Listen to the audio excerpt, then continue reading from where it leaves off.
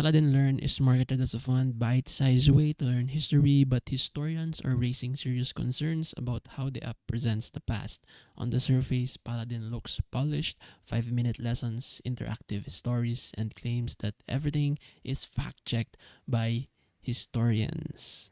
But when you dig deeper, the app, there will be problems that will start showing. Many of the app's summaries oversimplify complex events, blur the line between fact and narrative, and sometimes present dramatic storytelling as if it were verified history. For academics, that's a huge red flag because it risks spreading misinformation to users who trust the app as an educational source.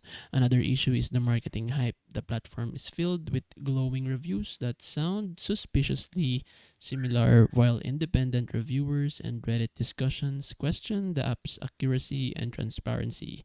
Even scam detection sites give the official website a low trust score, flagging it as potentially risky. So while the app claims to be a revolutionary learning tool, the lack of clear sourcing and peer-reviewed content makes historians uneasy. So try not to depend on this app.